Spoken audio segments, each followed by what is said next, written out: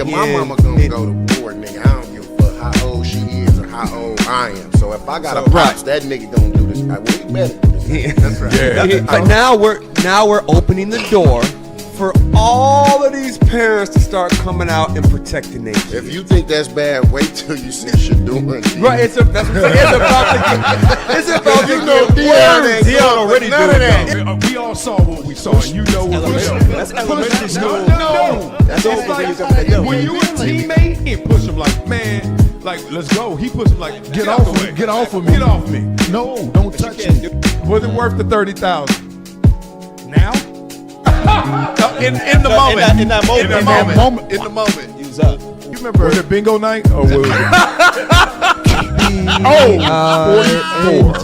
44. You know what we do on this show, boy. We flow, boy. But keep it high level. This is going to just give you the beats. And I give you my opinion at the end on all of these topics. But what's going on, the core issue, is the carriage rights fee. First of all, start off the right way. Exactly. Let me start out like that. This is why I'm broke and you got money. This whole Dak Prescott saga. What are those? On the field, I got metric after metric. He's a winner. Okay, he's number one in all categories for the Dallas Cowboys first 5 seasons. Off the field, unquestionable character. Like, the only thing you got on Dak Prescott is, I am undisputed. Oh, come on. And me playing basketball, and I just want to line up CJ. He's getting up. And show, yeah, we doing this for real. That's what I did. This one?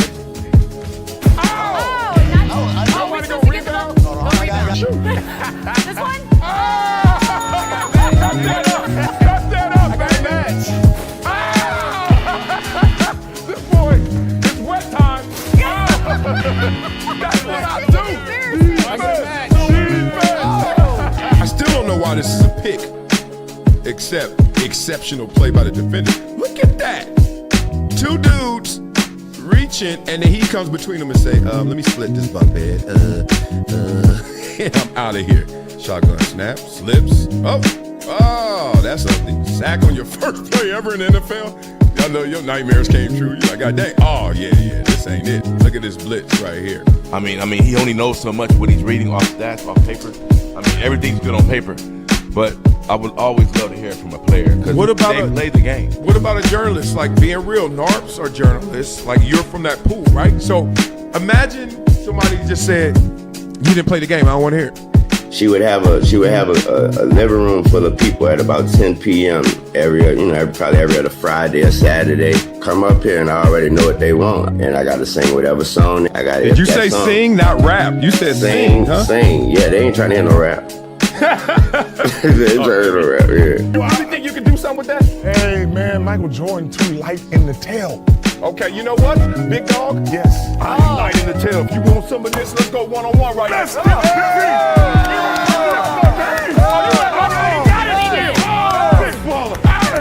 Everyone's playing the hits, but I'm a DJ. And one thing I know from my DJing experience is that you don't just play the hits.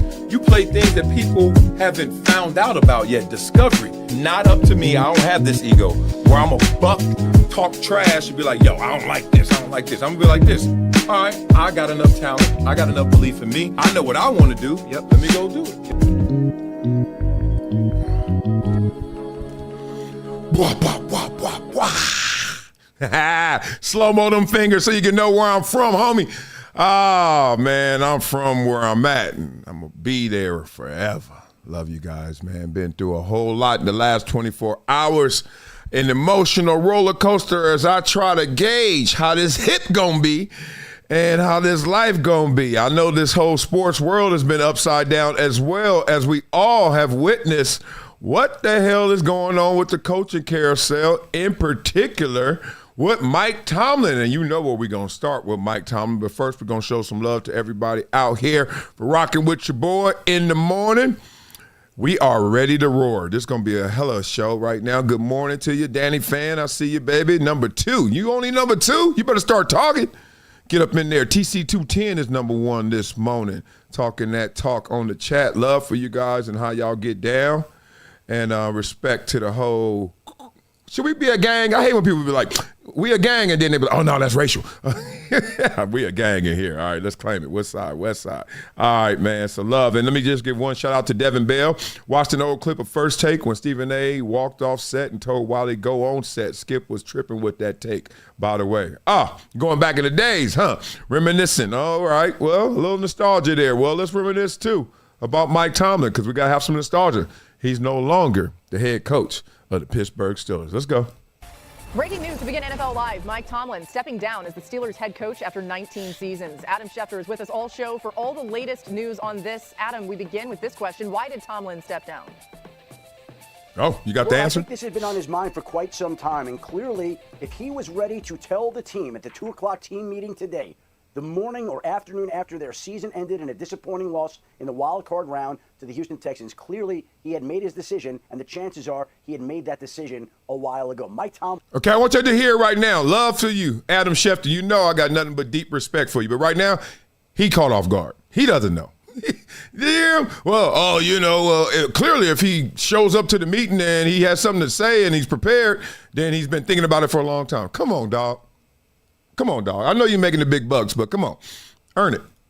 Can do whatever he wants with his life. He can go work in television, which some people expect that ultimately he will do now. He could take the year off. He could take some time and return to coaching. But this had been a long, hard 19 years. His children are grown and out of the house. There are no real connections keeping him grounded to Pittsburgh. And as much as he enjoyed his time for that Steelers organization and praised it in the statement he released, ultimately, it just felt like time to move on from that particular job. And so the Pittsburgh Steelers now will be looking for their 4th head coach since 1969, a statement that cannot be uttered in almost any team in the league. Mike Tomlin gets to be somebody who's a normal person with a regular job or not having to work. I think that's something that he's looking forward to doing right now. And we currently have 3 head coach openings in the AFC North alone, with the only returning coach being Zach Taylor in Cincinnati, and 9 overall in the National Football League as the coaching carousel continues to spin and spin. Yeah. Okay. So NFL Insider didn't take us nowhere. It's okay. It's okay. They just had to fill the time, and they said, let's go to Schefter first. He had nothing to add to that, and I'm looking forward to the next time when he will have something to add. Let's just get it out the way.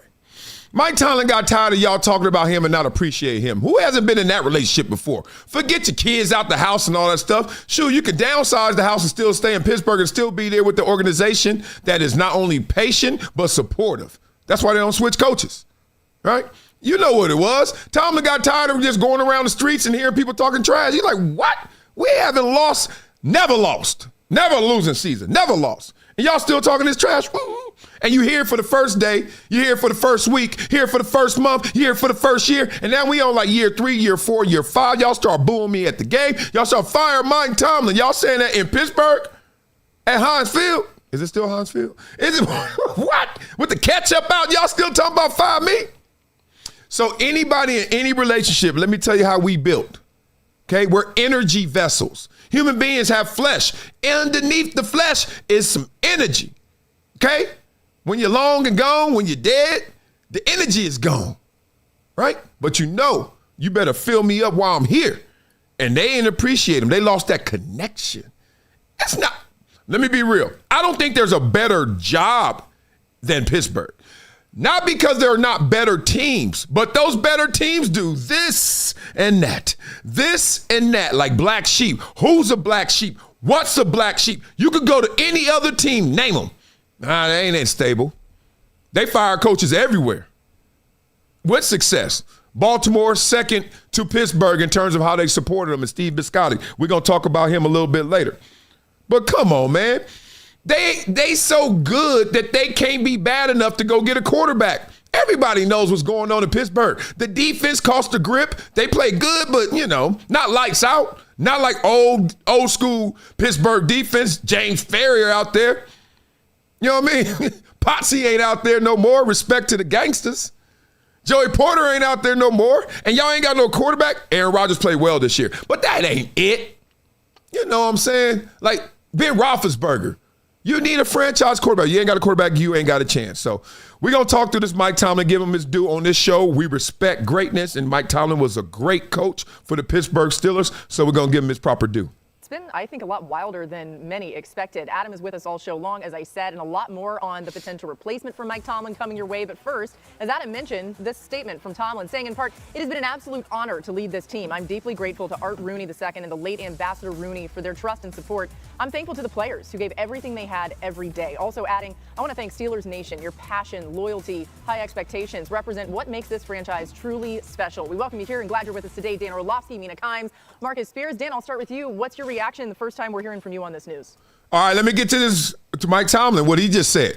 Basically, you know what you got to do. You got to send it in. Even though it's heartfelt, at the same time, there's a template. You literally can go to ChatGPT right now and say, I'm about to step down as the head coach of the Pittsburgh Steelers. And then ChatGPT going to say, oh, you Mike Tomlin? Go, yeah, $19.99 a month. Anyway, write what I should say. And they're going to write exactly what he just said. He's thankful. He's grateful. He's always going to be Steeler Nation, blah, blah, blah. We get it, right? But the real of it is, yes. But now I get to go somewhere where not only do I get to name the price, but I get to reset the value. In Pittsburgh, value was starting to diminish, decline. Y'all ain't appreciate me. Remember, what is that saying? They always say, for every beautiful woman you show me, I'll show you some man that's tired of her, which is crazy. Because sometimes you can meet somebody be like, damn, she fine. And then she be like, yeah, I just got divorced. She be like, either you psycho or he crazy. Like, what is this? What is this, right? But that's the point. People stop appreciating each other. And so Mike Tomlin, I know he can't say it, and I know he won't say it, because that's called podium talk. We talk about that on this show a lot. That's part of why we do this show. Get past the podium talk. We're going to say the real, okay? We're not going to do what Adam Schefter just did. Say, oh, he was prepared for the meeting. Let's talk real. Come on, Dan. Not surprising. We all kind of thought this was happening. He's one of the all-time great coaches. If I were the Pittsburgh Steelers, I think the first name that I would call would be Marcus Freeman at Notre Dame. I would call Marcus Freeman, and I don't think I would get off the phone. I would do everything I could to throw everything I could at Marcus Freeman. He's one of the great leaders in football right now, college or the NFL. I think he fits a lot of the characteristics that we've seen from Mike Tomlin and Bill Cowher. It's a new day in Pittsburgh. There obviously needs to be a rebuild and a restart, and we've seen that character and conviction are the trademarks of their coaches rather than X's and O's. So Mike Tomlin, all-time great. And if I were the Steelers, I would get on the phone today. And youth, right? They've been willing, this organization, to hire younger, maybe less established coaches. Mike Tomlin. Okay. Hey, we going to give Mina Kimes some love. Tell Coach JB, what do he always tell her to make me a sandwich, Coach JB. You make me a sandwich. You about to show. Look at Mina. And we got to give her some love. That's what we do on this show, damn it. Hating on Mina Kimes for what? All right, let's talk. What Dan just say? He said they don't look into the X's and O's as much as the I's and U's, right? They believe in the osmosis of character. So if we got a head coach that can lead this organization, be a proper example, then it's going to bleed onto the field. We're going to get the right type of players. Even though Pittsburgh has had some misfits and still do, Jalen Ramsey ain't necessarily all locked in terms of being the most professional, but he a baller, so we do what we got to do. The point is, they need to find them another leader, a stalwart, as they say, right? And we need a stalwart in the community. We need someone that we can all point to and represent us properly.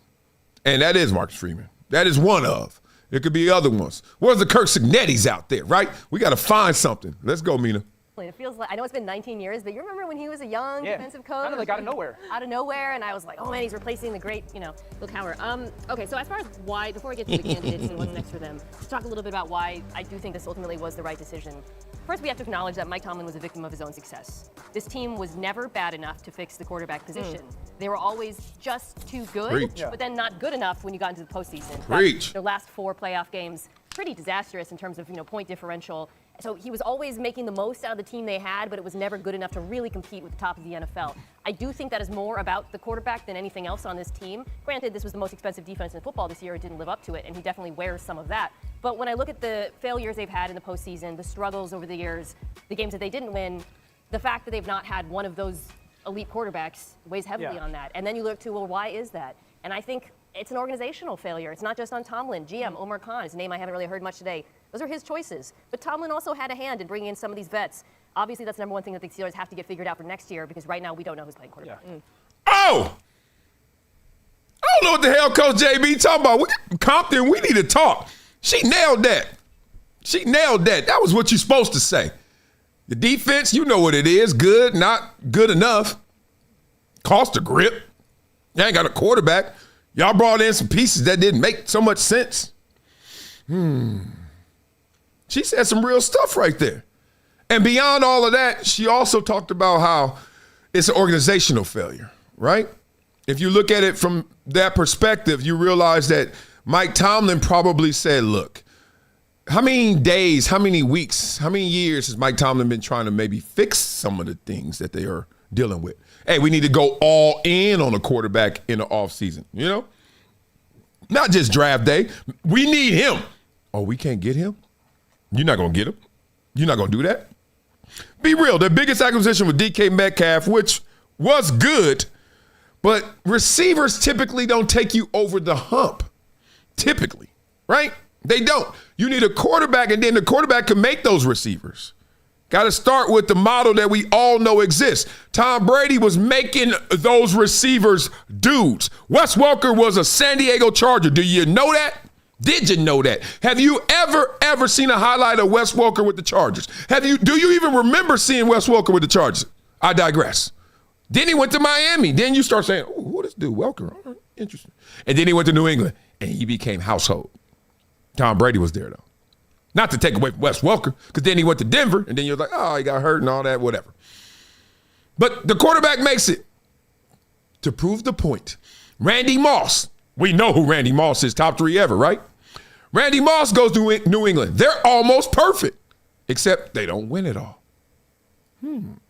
Anyway, so the point is you better give some love to Mike Tomlin, and in every relationship, you spend half of the time breaking up. So who knows? He's been there, 19 years? How long he been breaking up with them? Like, come on, man, we can't do him? Oh, that's what. All right, so, hey, let's give Mina Conjuro. And this is one thing we got to do, stop doing in sports. We're nicer to the women in sports. And I tell you the example that I saw this weekend. I'm just clowning because I know this example. I saw this dude give, after one of the games, he got a lady reporter, and she was interviewing him, and then he was done. He gave her a hug.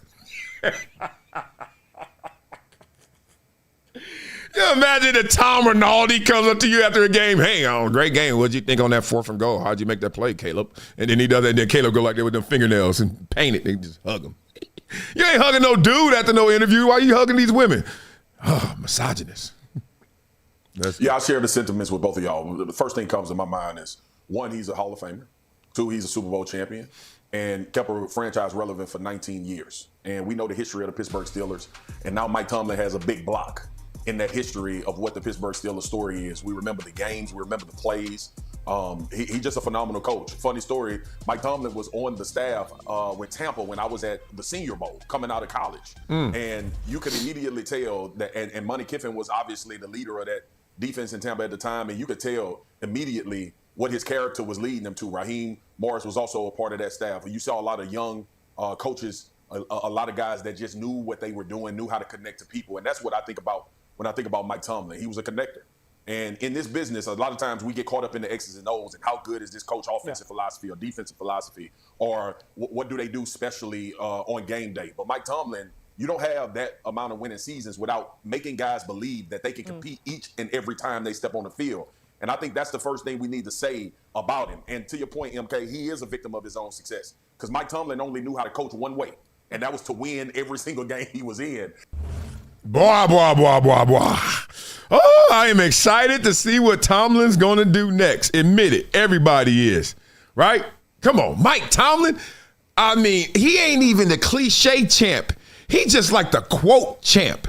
Every time Mike Tomlin says something, I'm like, I mean, it's almost like, you know how Russell Wilson always says something pleasant and PC, and it comes out, and you're like, wow, that was proper, right?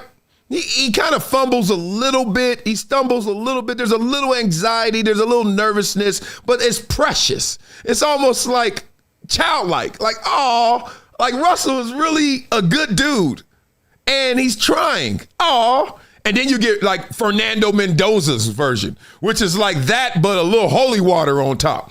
And he ain't even blinking. He just like, I'm just so happy to just be breathing, and I love life, and things are going amazing, and I give all the glory. And you're just like, this is getting amazing and great. And then you got the gangster that comes in. And Mike Tomlin just come in with the same style, but he does it a different way. And it's just cutting through, ruthless. So everybody's reacting to this because we're going to talk about what's next for Mike Tomlin, because there obviously going to be an abundance of opportunities. But let's get some more reactions. I like this. Yeah, I to be honest, had no idea how I would react if this happened. And at this moment, I kind of like heart's racing because first and foremost, obviously, thank you to Coach Tomlin for 19 years, 1 Super Bowl, 2 Super Bowl appearances, multiple AFC championships, and what he did for the team and the city to carry it on from what Coach Cowher had done and Coach Knoll had done. Like an incredible job, and he will never, ever be forgotten in the city of Pittsburgh for what he did for all these years. To go Hey, look at that left arm. I think he's affected. I think Cowboy's really hurt. Like, look at that left arm. That thing tense. Look at that angle. Ooh, if you don't let that thing breathe, let that sleeve go. Let's go. 19 seasons, and to be in the playoff race every single season, and for a lot of those seasons to have Super Bowl aspirations, like, he started when I was a freshman in college, so I've basically spent most of my adult life with Coach Tomlin as the head coach of the Pittsburgh Steelers. So first and foremost, thank you to him.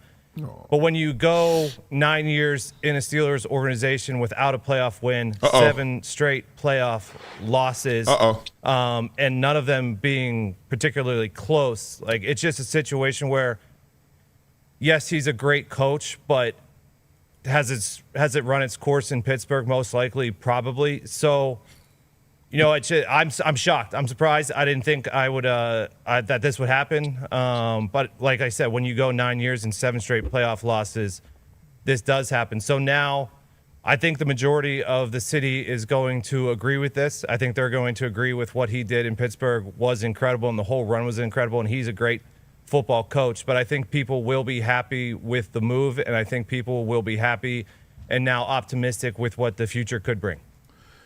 After the love is gone, it used to be love is wrong. You know I don't know lyrics, but damn it, man, people going to be happy with this decision. And it's crazy because there's no such thing as a mutual decision. There's no such thing. Mutually parting ways. Whenever you read that, be like, man, stop lying to me, dog. Someone walked in, and I think both of you walked in with it in your head, in your mind, thinking it. But somebody said, let's take this to the next level. Yeah, so. And was it Mike Tomlin stepping down? Was it Rooney thinking maybe we got to fire him? Was it preempted by Tomlin saying, let me step down before you fire me? And sometimes that is actually addressed as mutually parting ways.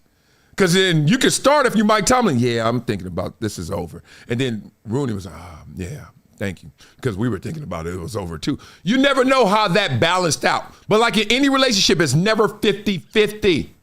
There's some 90-10s over here. There's some 10-90s over there. But no 50-50. Crazy. Pittsburgh is thinking, good riddance, even though amazing accomplishments.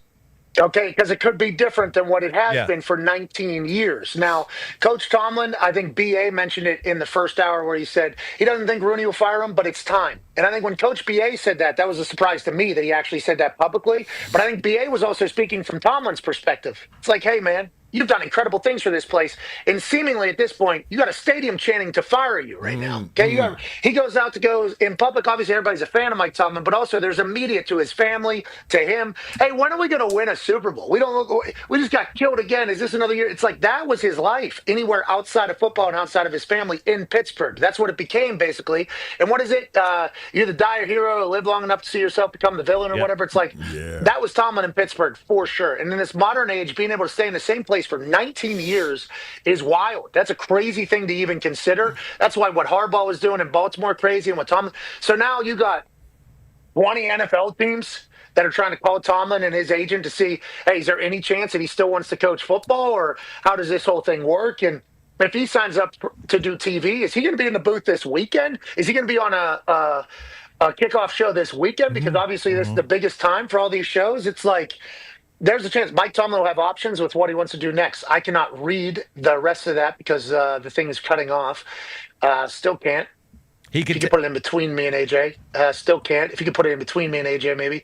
Boom. Mike Tomlin will have options with what he wants to do. He can take the year off. He can have a job in television as an analyst. He gets to do what he wants, but it won't be coaching for the Steelers. Yeah, I mean, good for Coach Tomlin. Now that he has all the options in the world, he's worked his ass off to get to this moment. Good for the Steelers. Good for the faithful Yinzers who obviously have a sense of optimism and hope about, okay, we got some change. Maybe we can go win it. And who do you hire next, D-Butt? I guess that's the question. Do you, with the model the Pittsburgh Steelers have, they're looking for a lot of consistency, which you would think maybe a younger coach. But Mike Vrabel goes back to New England. The reason why he does such a good job there is because he loves the place, has a history of that place. He's in the Ring of Honor of that place. Mike McCarthy was born and raised about 3 miles from the stadium, 4 miles from the stadium. He's available. He would obviously, he wanted the Pittsburgh Steelers to win a Super Bowl this year so his mom and his family could have a good time like the good old days back in the day. It's like, who is the right answer now for the Pittsburgh Steelers? I guess they have to find that out for the first time in 19 years, D-Buck. Hey, definitely. Blah, blah, blah. Hate to cut you off, brother. Hate to cut you off, but look at that bus. Look at McAfee's bus. That's fresh. Give him love. All right, y'all. So we know he got options. He got options everywhere. His options got options. And what is he going to do? Well, let's explore one of those options. And that option is obviously him talking a little bit of ball everywhere, right? Before we get into the TV part of this, and let me give some love to your Big Cheese Aroni for the super chat. Miami needs Tomlin. You want Miami? Mike Tomlin in Miami it's already Miami. So everybody that's a free agent is already like, the Dolphins call yet? I'm calling your agent. Hey, the Dolphins? He'd be like, yeah, we got 11 teams on the list. He's like, the Dolphins one of them? Right? Because no state tax, Miami. You're literally by all of those damn islands that turns Miami into like its own country. I mean, you can't go nowhere in Miami and be like, dog, this is insane. This can't be legal, right? So you can play in Miami. It's next level. You got Mike Tomlin coaching. You know what that organization. Stephen Ross, say what you want. Stephen Ross is about that life. He'll take care of his players now. So it's a good situation, but are you not burnt out, Mike Tomlin? Just a little, let me just get a little break. Let me just exhale for a second, and then I go into it. So, after the love is gone, as you said, beat it up in the comments. Somebody helped me out. He said, what used to be right is wrong. Yes. For Genmo told me that. So what is Mike Tomlin going to do? Well, let's get a little more into the knit and the grit of what happened down there, right? Let's get some context. Josina Anderson has some interesting, she's been talking about this for a while, so I think it's credible in the sense of it's not just her rooting, because we know sometimes she could just start rooting. She starts seeing somebody black saying something, she start rooting. We see you, girl. But at the same time, I think this one is just full of journalistic integrity because of the dates as well. She said, I tweeted that there was a longtime NFL coach that was contemplating a change of scenery back in November. That head coach was Mike Tomlin. He probably told her on the sneak, like, yo, thinking about dipping out of here, girl. All right. As I have since indicated many times recently, the facts of the matter are league sources heard that Mike Tomlin was contemplating leaving Pittsburgh even before the season started. Wow. Adding, there's been a belief that Tomlin did not feel appreciated with contingents around the city believing he should be fired. Oh, I would say this has been building gradually for the last 3 years, the source opined. Oh, wow. So, can you imagine that? Mike Tomlin going to Chick-fil-A. Hey, let me get a spicy chicken deluxe. Excuse me, sir. Are you Mike Tomlin? Yeah. Oh, no, they always ask for your name anyway. It's Mike Tomlin. Oh, then he come up there. Hey, how we going to do? We going to win the Super Bowl? Like, people not respecting him in them streets no more. He go to that little civic dinner that they had with the dry chicken, and they looking at him like, Mike Tomlin. And he remember when the claps were hella loud. Now they kind of golf clapping. Everybody goes through that. Athlete, coach. You're like, I remember when the love was greater here. Interesting, all right? So let's read this. Keeping tabs as we approach carousel season. League sources are eyeing 5 more NFL teams with projected openings at head coaches as where things stand today while waiting to collect more data on the 6th team. Meanwhile, there's a longtime NFL coach out there who is considering wanting to change. This is her old tweet. Okay, all right, we believe you. Damn. She knows she got to double down when she's talking about somebody black because everybody like, stop race baiting. crazy. On this show, we call it like it is. If they got a problem with it, they got a problem with it. We're going to have to keep it 1,000 on this show. So let me go grab me some little randoms. What the fans thinking? What's next for Mike Tomlin? Come on, little man, tell me. I think he will be good no matter what, but I think he would slot best into that Sunday Night Football show, Football Night in America on NBC. Oh, that'd be great. I think his rapport with Tony Dungy could actually elevate some of the people that they already have going there. Mike Florio is very keyed into what's happening in Pittsburgh. I think there's an affinity there between them. And, I just think he deserves kind of like a prime time, everyone's watching this one show type of platform. I know Andrew Marchand of The Athletic reported earlier today that Fox would be the front runner. And here's one other thing, and we can leave this topic here after that. Every other show, you think of Fox's show, they have Terry Bradshaw. CBS's show, they have Bill Cowher. Monday Night Countdown on ESPN, they have Ryan Clark. I don't know if any show wants to double up on former Steelers. So if you put NBC out there, they're actually the only show that doesn't have a prominent former Steeler on their cast. I think that is another reason why Mike Tomlin would be a really good fit for that network.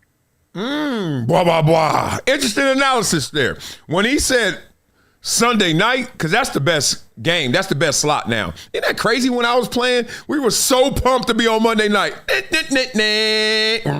You're like, ah! Now, give me that Sunday night, boy. It ain't even a conversation. Monday night is like, only thing I love about Monday night is that I get Buck, I get Aikman, and then I get Van Pelt. That's dope. And Ryan Clark. I love Ryan Clark on Monday Night Football postgame. He be walking around with that damn iPad before he go on TV. Like he breaking that play down, then he could break it down. It's sick. I love that. But it's not Sunday night anymore, right? Sunday Night Football, Mike Tomlin. Here's the problem with Sunday Night Football, Mike Tomlin. None of their analysis sticks out because they move so much. One is Rodney Harrison. Then you go into Dungy. Then you go into is it Phil Simms or something? Chris Sims or something. Then you go to Florida. It's like they moving too much. Like it's almost like maybe Mike Tomlin would slow it down.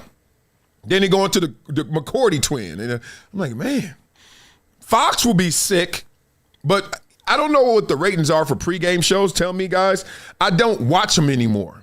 You know, I don't know if we're just so flooded with YouTube. We're so flooded with just so much analysis. You can't even go on damn YouTube. You can't go on Instagram. You can't go on TikTok without getting some pure dope in terms of what the game is, the gambling, the prop bets, and just what to look for. I mean, the breakdowns are so sick. Then you watch a pregame show and you're like, what are y'all talking about? Like, it's just a different wattage, a different voltage. Not to diss it, but it's just different. So, Mike Tomlin, wherever he goes, he's going to command audience. Things are going to shift around him. Y'all beat it up in the comments. Fox or NBC? I think that NBC, that's the biggest platform, but I would think they would have to lock in. Well, Jason Garrett does a great job there. I give him that. Jason Garrett stands out the most in the analysis for me. You know, shout out to Maria Taylor for holding it down, too. I think that'll be interesting. Well, a lot of people think it's going to be interesting. Let's finish up here with the Mike Tomlin television talk and let the OGs talk about it. What's up, homie? The Steelers will go and do what they haven't had to do very often in their history, which is go and select a coach. You know, I mean, Chuck Noll, Bill Cowher, you know, it doesn't happen very often. So they'll do that. I'm sure they've had their eyes on a short string of candidates for weeks. Because, Tony, going back to when there were the boos, when Mike Tomlin was booed and people suggested fans in Pittsburgh that he'd be fired, I remember thinking then, Mike Tomlin needs this? Really? Yeah. He needs this. Yeah. I know he makes a lot of money. He's making whatever in the teens of millions of dollars, somewhere between $13, $16 million. He can make more than that in TV. That's where I expect him to go. I told you weeks ago, Mike Tomlin can reset television as a form of entertainment, football as a form of entertainment on television in a way that no one has since John Madden. And that may be new ways we don't know about. It may be one of the existing ways with an existing network or platform. I don't know. I'm not a television executive. But Mike Tomlin, who you have loved to hear talk and talk to for 20 years, Mike Tomlin would be great at that. Yeah. Why does he need coaching? It's been forever. He's going to make more than $20 million no matter what he does without the stress. Yeah. I don't see him coaching next year. I don't. Okay, so let me take a few things at a time. There was a very interesting name being mentioned on the internet as the next coach of the Steelers, and that's Curt Cignetti. Yeah, Curt Cignetti would be very interesting. I think he's from that area. So I just wanted to throw that one out there. It's somebody else's idea.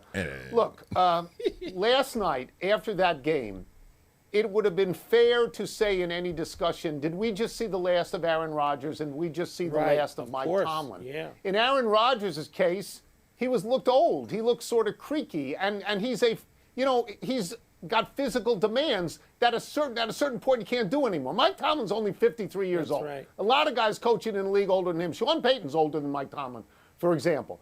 I don't know if he wants to coach again. John Harbaugh wants to coach again, wants to coach right away. Maybe Mike Tomlin does as well. If Atlanta looks good for John Harbaugh, it looks just as good for Mike Tomlin. So one of the things that we don't know. TV is fine to mention. I don't know if he wants to do television. Nobody really knows what he wants to do. I think the questions that are out there are essentially, well, everybody wonders, did he jump or was he pushed? That's not what the Rooneys do. He jumped. The Rooneys don't do that as a rule. They don't. I always thought that if he was going to leave, that would be one of those things. It's a cliche, mutually agreed upon. But I believe the respect was such between Tomlin and the Rooneys that it would have been mutually agreed upon. Yeah. You know, Did y'all hear that bell? God dang. I don't give a damn. Why y'all got the bell there if y'all ain't going to respect it? Let's go. The bell rang. I'm just going to say that I always thought he was a great coach. I'm confident he's a Hall of Fame coach, but it is true. And I would never have joined that group chanting Fire Tomlin. No, that's stupid. But it is undeniably true that the playoffs have been terrible for him lately. And terrible. Tony, even if they hadn't been enough, how long is enough? 19 years of that kind of stress in today's NFL. Yeah. This isn't George Halas's NFL. Yeah. And George Halas, by the way, broke his 40 years of coaching up into 4 groups of 10 years. He didn't even try to go 19. Mike, it's a long time. You're sitting in the same seat for 25 years. I took a What's break. long to one is not long to somebody else. I mean, I do expect him to coach again. I think that's in his blood. You and he's expected really Cowher to coach again, too. Uh-oh. And I ran into Bill Cowher down the street from this studio one day. And he said, do me a favor. Tell Tony I'm never coming back. So, okay. But others do. Others do come back. Just saying. Yeah, I'm just saying. You said he was. Don't try and change it to others. Don't try to make it bigger. Blah, blah, blah. So, one, I heard him talk about Curt Cignetti. I don't think Curt is greatest. I think he's the greatest coach we got right now. The best coach right now is Curt Cignetti. Like, of all the guys, when I watch him, X's and O's, I know people say Kyle Shanahan and all that. I'm looking like Curt Cignetti, but it's because he has a special sauce. He has a special sauce. He got grandmama's cooking right now. You know what grandma can tell you the ingredients. Oh, go down to the store, baby, buy this, this, and that. And then she make it, you like, whoa. And then you remember you got the list on your phone. So then you go buy it. And then you tell grandma one day, Grandma, I tried to make this. It didn't come out the same. She's like, baby, it ain't the ingredients. It's me. Boy, let me tell you, one thing about Curt Cignetti and his formula in college is going to be very difficult to match in the pros is how old his team is. He's taking advantage. He's a genius. He's taking advantage of all the changes in college football, NIL, transfer portal, JUCO rules, eligibility. He has an old-ass team full of good players that are now great because they old. He got like a semi-pro team. The average age of their offense is 21, right? They're old, right? They got 6-year, 7-year players. They got these 4 stars and 3 stars that just kept maturing, and then you running out some 18-year-olds, 5 stars. Man, I'll whoop you up. Do you remember your years between 18 and like 23? The 23-year-old you, them muscles are firm. Them 18-year-old ones, they getting there. They almost there. They almost. So let's just put that to the side. Second thing is I want to talk through, I think there's 2 things I take away from what they said before we move on. No more Mike Tomlin for yo. Mike Tomlin, if he's on TV, how he will redesign what TV looks like. That's what I was saying earlier. the template of TV right now, how we're not watching the pregame show like normal. It just feels that way, right? How we're just so inundated with all of this media that's coming from independent sources. So like, why would I sit there an hour before the game and make sure I'm locked into your pregame show or your postgame show? I'd rather be on my phone. People watch the game on their phone. Stephen A. Smith, solitaire. People go to the game, have courtside seats and watch them. They on the phone. How are you going to command attention? Most people can't do what Mike Tomlin does. The dude talks in these quotables that you just like, yo, it's insane. So I think creatively, if they could redesign something, oh my God, it'd be next level. But I think that you got to know that about him. He's going to change the game if he goes to TV. TV is better than coaching if that's your blood type. I remember, I'll tell you guys this story again. Mike Tirico and I were at the airport talking. And it got it, not an argument, just a intellectual exchange, because I love doing studio. He loved being out there in the elements doing games. I was like, but Mike, do you ever go home? He's like, yeah, I'm home. And then I got to go somewhere else. I was like, tell me your itinerary. It was something like, I got to go to Spain this week. I got to go to Spain. Then I got a game in Green Bay. And then I'm going to go down to Miami. I was like, Mike, I know you're making a brick. I know you eating. And I know your name everywhere and you're the best at it. But Mike, no. And he's like, it's his blood type. He got to be there. He got to feel it and admit it. Why we spend our money on StubHub and Ticketmaster? Why we give them $200, $300? It's different being in it, right? It's different to gamble on a game. It's different to be at the game. You yelling way louder. You at home, you yelling, but you ain't yelling like if you go to the game. You ain't in it. Your skin ain't in it, right? So is Mike Tomlin, be real. We don't know this because Bill Cowher's like, it was my blood. But now I found paradise. To make the same amount of money, if not more, get even more popular and famous for sure, have more opportunities than ever, yes, because you're talking to everybody, all fan bases, not just Pittsburgh's. It's insane. And then they're going to be putting makeup on you, dressing you up, giving you nice suits, giving you all these endorsements. Or you want to go somewhere and go 9-8. And lose in the playoffs, and then they talk about, boo, fire you, or never lose again. My blood type's different than Mike Tirico's than Bill Cowher's than maybe. Mike Tomlin, we're going to have to see that. Interesting. All right, beat up in the comments what you think. Let's talk about these comments before we get into some tidbits happening around the NFL. We're going to get into Jalen Hurts talking to his coach saying, blah, blah, blah. I see you, Andrew Nance, blah, blah, blah. Right, real spit. Big Cheeseroni says who's number one right now. Come on, y'all. Y'all got to knock Big Cheeseroni down. I'm watching YouTube until kickoff. Yeah, for real. I watch all the apps, and then I have it on. So the game is on an hour before it starts, but it's on mute. I ain't going to lie. I see Gronk there. I see Strahan there. But I'm just not trying to hear that. It's just a fluffier version now. It's not his fault. It's been there forever. But you know how now you look back at some of the 80s or Ahmad Rashad and the 90s and, Inside Stuff and all those shows, and they'd be like, hello and welcome to another exciting day here in Cleveland Stadium. And now you're like, nobody talk like that no more. No one's buttoned up like that. No one's putting on the mannequin suit. So let's see if Tomlin can change the game. I would love to see that. Number 2, who is that? Danny Fan, of course. And number 3, number 3, you getting smoked. I don't know where you at. All right, let's get through this. We got a bunch of topics coming up instead. We got a lot of politics. We got a fight. We got Kevin Garnett calling out LeBron. Oh, we got a lot to talk about. Let's go. This is the end of the year meeting, as I'm going to show you, between that guy right there, that gang, that blue, that Crip colors. Nah, that's Jalen Hurts, respect. And that's Nick Sirianni sitting down, because that's how their dynamic really is. He should stand up and get full respect. I'm the coach. I'm your captain now. And that's the head coach, Nick Sirianni. Let's hear it. Let me turn it up. Hey. Watch this. Watch what he's going to say. We'll be back. I have no doubt. Oh, he got on some house shoes. Wait a minute. Are you serious? Let me see that again. Watch this. I love it. Blah, blah, blah. You ain't got to be buttoned up, but when you lose, you better show me something, right? So do y'all believe that Jalen Hurts and the Eagles will be back? They already fired the OC, like y'all said. Dog, he's going to go on his 6th year in the NFL with his 6th different offensive coordinator. Y'all need to give Jalen Hurts a little more respect and credit if that's what's cracking, if that's what's happening. That's silly. 6 OCs? You mean another offseason? I can't go to the Bahamas again because I got to sit here and read this damn playbook again and learn it and be in Philly again because we got a whole new code, whole new system, whole new vernacular. Man, damn. Can we get some consistency in here? Silly. Well, I think in Chicago at quarterback they got consistency.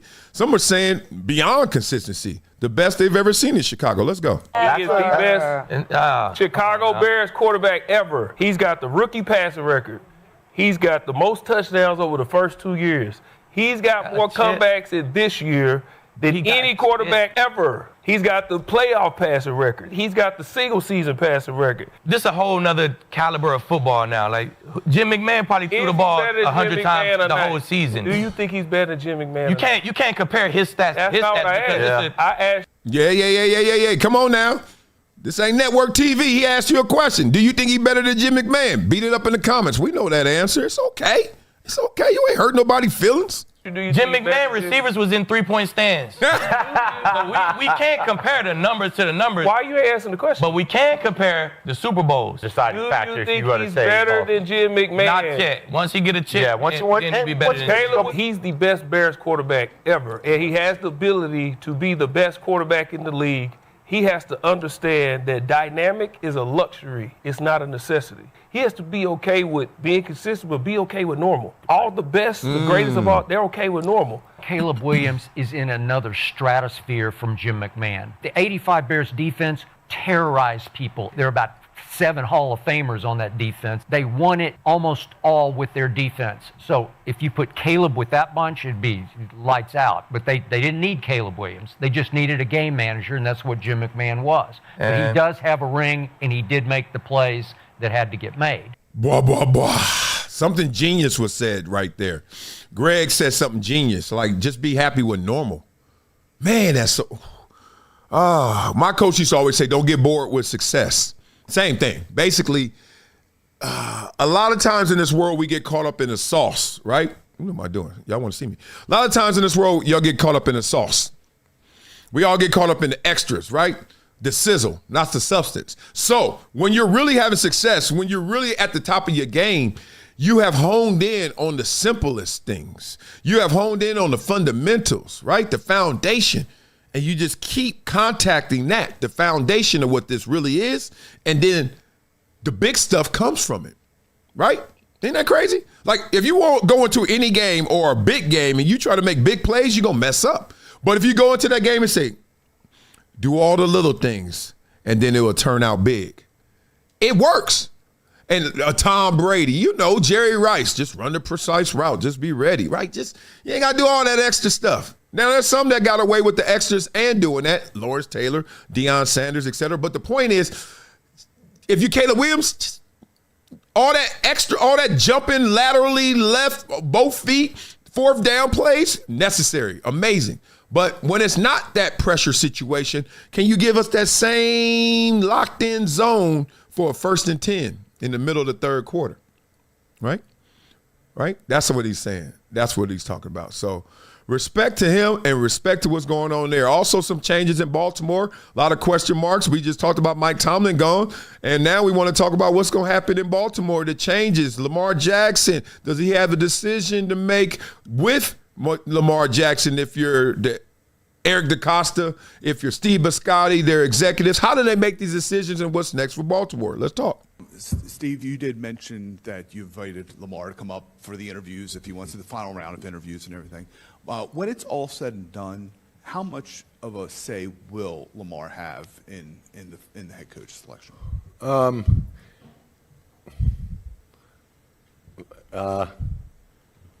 A lot of say, but he has no power.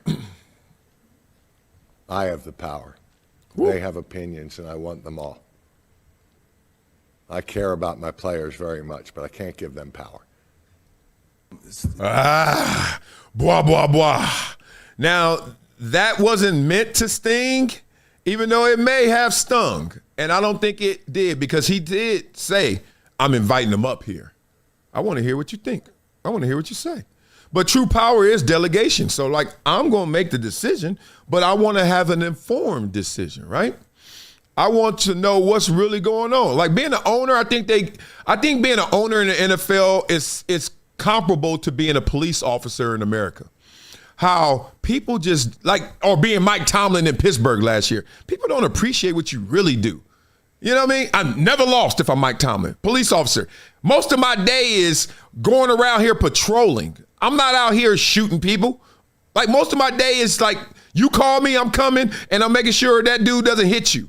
I'm making sure that cat gets out the tree with the fire department. Like, you know what I mean? Like, most of their day is like, all right, just keep this city moving. And then we get these isolated incidents, and then we all of a sudden blanket everything with what we think should have happened in that moment. Instead of, do you have a friend that's a police officer or a cop or something? Dog, just do a ride along with them. Hang out with them. Talk to them. Have a beer with them. Man, they do an amazing job. Just like I think NFL owners do an amazing job. Reason people can say, oh, you sound corporate or company man. I don't give a damn what that means. I like owners because this is why. When I played and I got my contract, at the time I had 29 sacks and I got paid $40 million. When Joey Bosa got paid, he had 29 sacks. He got $130 million. Guess where that came from? Thank you, owners. The same numbers, but they ain't the same numbers. I'll be 80, Kyle. I don't see myself being, I mean, all my friends, all my favorite people in the league 25 years ago were younger than I am now. And so when I watch Jerry and Bob, I mean, I still love them to death. They've always been there for me. They were younger than I was when I met them and joined this league. So I know that's always been a topic of conversation. How long am I going to? Because I kind of always said I don't think, well, I'm not passing it down to the family. I made that decision 25 years ago. I don't think that's healthy for my family. I've seen families feud and ruin over these damn teams, and I was determined not to do it. But when I watch guys like Art Blank and Steve Ross and Jerry Jones, and Jerry talking about what part of his anatomy he would give up for a Super Bowl at 83 years old, I don't want to be there. I really don't. I want to win a couple Super Bowls and get the hell out. I'd love that to be in the next 10 years when I'm 75. That's my dream. If I got one of the top teams at 75, I'll probably stay till 76. So I'll probably bail somewhere around 10 years from now when I have a really bad season or back-to-back seasons. And he'll probably be coming with me. Right? He's not a lifer either, so. Yeah, blah, blah, blah. Just humanizing NFL ownership and just also taking you guys behind the scenes of how it really plays out. Because there's a lot of narratives out there. On this show, one of the efforts is to dispel myths or take away that cultural pressure, that BS that's out there that we all feel like we got to align with just because it's there. I'm like, nah, it's some BS. You want to hear another one? Another one is, the narrative about the black coach and how hard their road is and how you can't get it and you got to work 20 times as hard. I don't think that's true. I've always told you guys the cultural pressure for a black player is different than a white player. So what happened and why we had so few of coaches that were black, and I'm talking about present day, maybe 2000s. I'm not going back to the 70s and 80s when they wouldn't allow it at all. I'm talking about after Art Shell, and then you start to say, okay, we have broken the color line. What started to happen is it still was that cultural pressure. Basically, it's summed up like this. When I was playing football, if it were a black person or in the black culture, they will ball till they fall.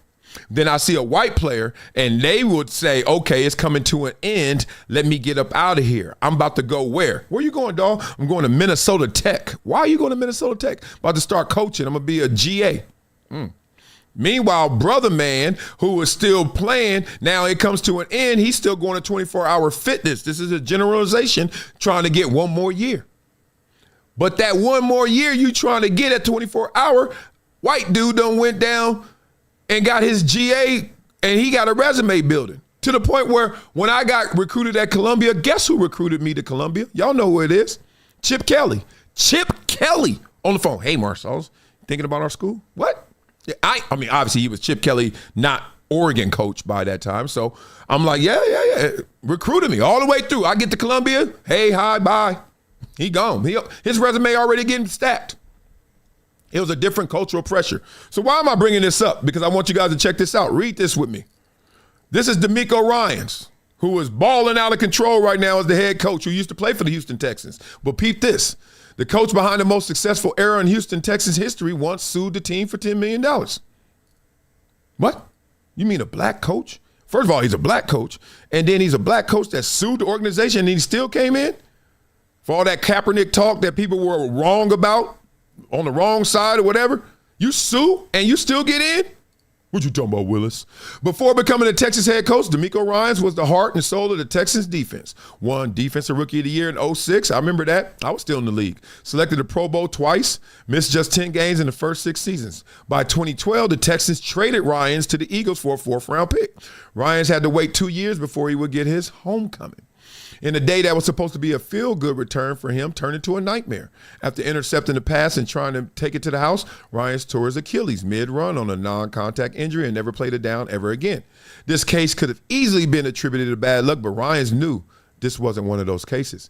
In 2016, peep game, he gets hurt. Reggie Bush went through this. Remember Reggie Bush got hurt on the sidelines? I think it was St. Louis. Sued him. Won. Real spit. In 2016, he sued the Texans and the NFL for prematurely ending his career because of their negligence to inspect the grass on the field.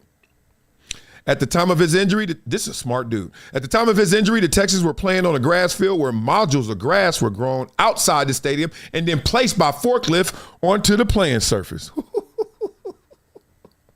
Oh, man, DeMeco. Ryan said the field was too uneven. Some of his steps felt like stepping on a sponge, while other steps felt firm and hard.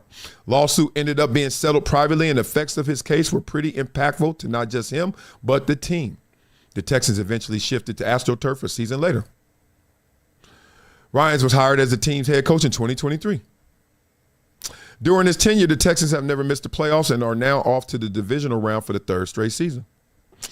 What once felt like a broken relationship is now the foundation of Texans' best era. Talk about a full circle moment. $10 million for his injury. He sued for it, got a settlement, probably in the single digits of the millions. Most successful coach in Texans history. Same dude, okay?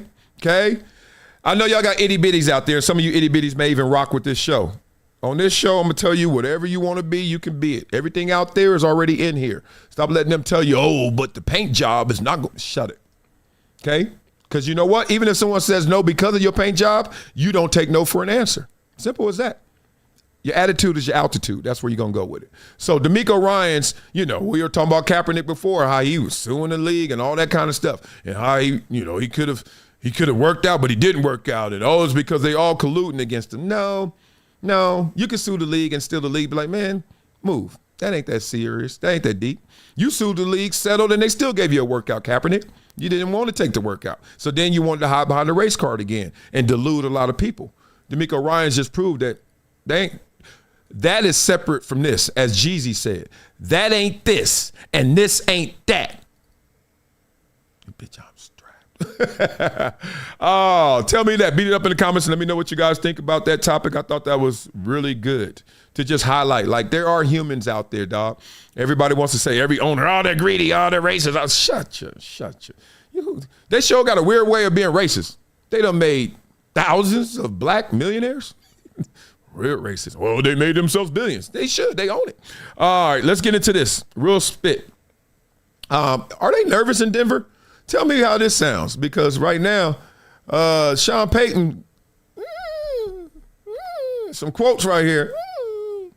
You're getting a little chippy. He stayed chippy, though. But this is a little too much. No? Maybe so? I don't know. Sean, having Greenlaw back for this game, his ability to attack downhill and in the run game, just how big is that and the timing of it You want him to attack downhill? Is that your, like, what do you know about attacking downhill in the run game? You don't know. All right, that's right. Have him attacking downhill. It's good to have a healthy Dre Greenlaw back in the game. Yeah. Their quarterback.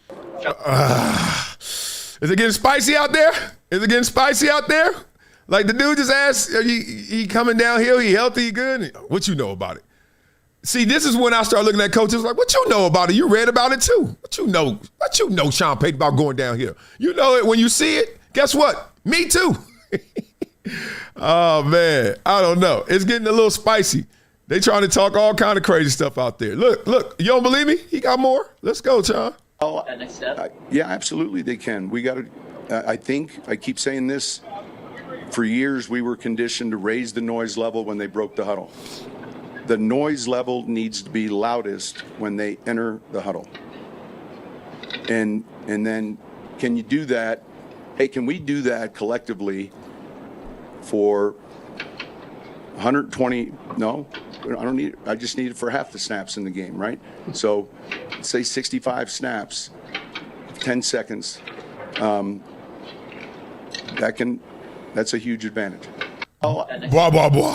He's saying basically, crowd, y'all stupid. Why y'all yelling so much when they walking up to the play and are about to go, 30, shit? They like, if you really want to mess them up, when they trying to say the play, because he going like this. The quarterback like, what'd he say? What? What you say, Sean? Sean, you hear me, Sean? What? 38 waggle what? 38 waggle weed. 38 waggle week X track. Okay. Hey. He said, if y'all so loud, that's how it's going to come out. And everybody said, what? Then they go up there and they start tapping each other's butt because they can't hear each other. They're like, what the fuck? Boy, let me tell you, the loudest place I've ever been was Kansas City when they had Tamrick Vanover and they had Andre Bad Moon Rising. Y'all ever know TLC, Left Eye, Rest in Peace, and they all, that relationship. And we were up. And I think it was a Buffalo. Yeah, we went to Kansas City, Arrowhead. I remember when we first pulled in, and I've never seen so much red since I was growing up. All them Bloods I used to see at Inglewood. But I mean, it was red everywhere. And barbecue smoke. I was like, I'm not lying, because you see the Royal Stadium, if you ever been there, and then you see the football stadium, you're like, this is insane. Like, because it's just you coming from a high down low. You're like, they are partying. Then you get in there, and then it hits you. You doing the national anthem, and you're like, all right, and the home of the Chiefs. First of all, you're like, I mean, when you don't know it's coming, I didn't know it was coming. This is my rookie year or something. I'm like, Chiefs. I was like, how disrespectful. They didn't even say Brave. They said Chiefs. And then you look, and you're like, damn, they said, and then shoom. What are them, F-15s or something? You're like, let's go. That ain't even the loudest moment. The moment is we upped, I think, the whole game, and then we had to kick the ball off. Maybe we up like 5 or something. I don't know. Don't nail me to the details. Mess up this good story.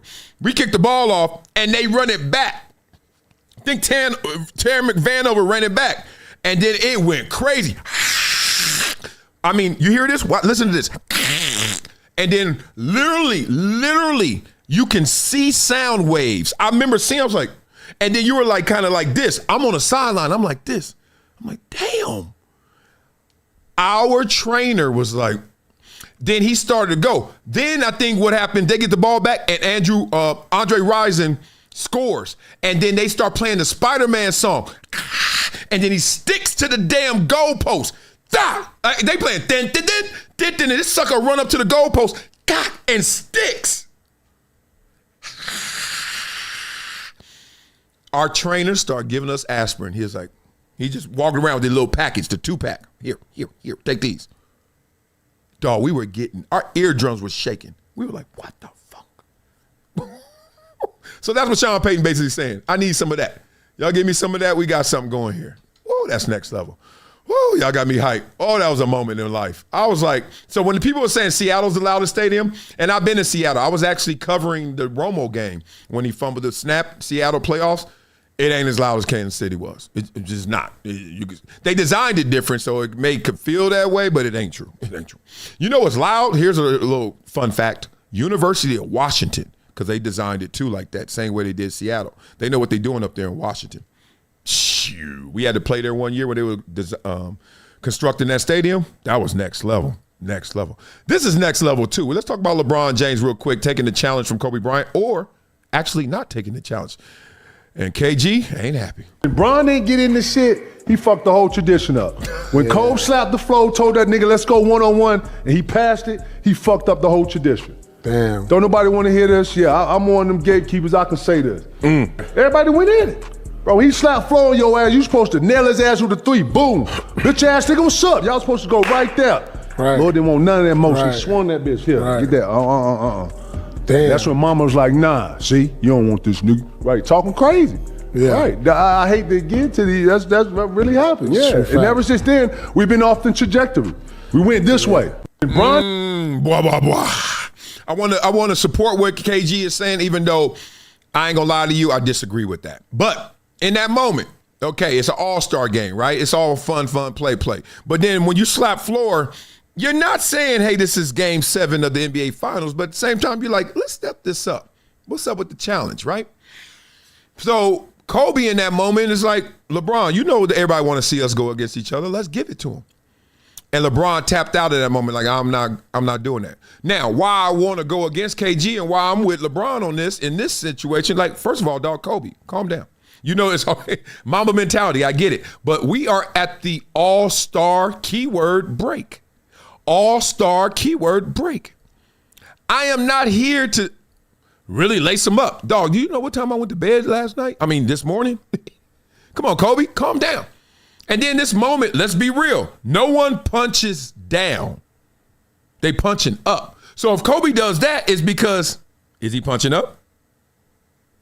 Is Kobe not? You know, Kobe don't like to share that space. Rest in peace to the late great. Kobe didn't want to share that space with Shaq. Kobe didn't ever want to share that space. Every time I talk to Kobe, he's like, yeah, I want to win, but I want to be the reason we win. Kobe wanted, y'all talking about LeBron better than me? Slap floor and let's go. Hey, I see you in the finals. If we can see each other in the finals, let's do this all day. So here's the thing. Why people are like going to clown LeBron, oh, you a punk. You don't want none. If I'm in the Pro Bowl, when I was in the Pro Bowl, somebody would have been like this, Wiley, let's go. I'll be like, where we going? Where we going later? Which club in Honolulu? What do you mean? I'll give you this story. Chris Samuel and I, Pro Bowler, big time Washington Redskin at the time. First play of the Pro Bowl in the game, because you know you practice with your team and then you see them and you're like, what's up, boy? We all hanging and chilling. Practice was cake. You drunk at practice, it's cake. Then you go into the game and you're trying to figure out what is 50%. Everyone's going half speed, but at the same time, you're trying to gauge what's his half speed. His half speed may be different than yours. So the first play, I thought I was going 50%, but I was going more of a percent, whatever that was, than Chris Samuel was. And I beat him, but I didn't get the sack. But I beat him. And then he said, Wiley, that's what we doing today? And I looked back, and he was like, I mean, I could rev this thing up too. I brought it down, throttled down.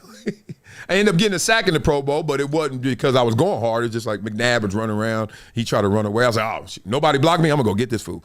That's it. But you're supposed to chill at the All-Star games at the Pro Bowl. Beat it up in the comments. What you think? I understand because that's KG's, that's who KG is. And I understand if somebody did that, you give it to him. But at the same time, do you have to? Do you really have to?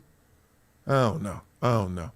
Here's another thing that's going on that's interesting. Let's keep it going with LeBron, because I think this is an interesting way Gilbert Arenas breaks down why we look at LeBron with such suspect eyes. Let's go. I understand what he's saying. And most of the guys out in the media today, we grew up watching or being told MJ was the greatest. Media today, from the era of MJ, which you're talking about me, you're talking about cousin, we're anywhere from 48 to 35. So MJ was, our GOAT. Now, the problem with the MJ LeBron issue is this. The media who watched MJ, who covered MJ, are still today as prominent voices. And they are prominent voices that pushes their love for MJ. In the 80s, in the 90s, we only were told all the positives of everyone's basketball game. Within the last 2 years, we're finding out Magic Johnson lost these many championships. Kareem Abdul-Jabbar lost this many times in a championship. We never knew those records because we weren't told those, right? It was only positivity over our superstars then. Around 1998, it's been a negative push against the stars, right? Yes. Come on, y'all. I know y'all think I'm a LeBron stan. And look, I told you on this show we respect greatness. So when I see greatness, I don't give a damn what I feel about it. I just got to salute it because I know how hard it is to be great. So, yeah, it's going to come off like I'm a LeBron stan. But the reality is it's a different headwind right now. I'm old enough to know exactly what Gilbert's talking about because I'm older than Gilbert. It's like, dog, when I grew up, sports was like, good golly jolly. It was like the Cleavers. Like, hey, what's going on? What a game. And now, man, look at this fool. He sucked. It's just different. So it's going to be received and perceived different. That's it. Let's keep going. All right, anybody who has that next MJ title, you point out the negatives in their game on why they can't be MJ. So when it comes to talking about greatness, you have a guy who resume as pushed as excellence because it's 6 final appearances, 6 championships. So he's 6-0 in the finals, right? All the times he didn't make it to the finals, got put out in the first round, they don't exist. They don't count against his legacy. Because when he got to the big dance, what did he do? Right? That's all that matters. If he got to the big dance starting at 28 years old, anybody who gets to the big dance before 28 and you fail because you're not ready yet, that is a knock against your career, right? So the Tatums, the LeBrons, the Lukas, they got to the championship at 22, 23. They lost early. That's a knock against you. You can never be MJ because when MJ got there, he never lost. So there's a lot of things that goes against the younger players. But like Isaiah Thomas said, you don't do a good job pumping up your GOAT. You're too busy looking in the past. But I'm sorry. The past can't be as great as you will want it to be because when you take the top 5 on each position, do the guys of those eras still have those spots, right? If I say top. Yeah, just stop. Don't do it. Blah, blah, blah. Yeah, I'm not about to go in on that era, but look, that starting 5 back then might look different now if you go see these starting 5. And look, it's going to look different next. I already know some 9-year-olds that I'm like, I don't know how it's going to finish for them. I don't know their growth spurt. I don't know their work ethic. Once they start getting girls, I don't know what happens after they hit puberty and then all of a sudden they feel that first tingle. That tingle changes games. I've seen too many guys. I played ball with 8 years old. Basketball, football, track, 9 years old. He insane, 10 years old. I know one guy, I'm not going to say his name just because if I don't say your name first time in a positive, glowing way, I'm not going to bring you up in a negative way first. So I got to wait to say something good about this kid. This kid was insane in track.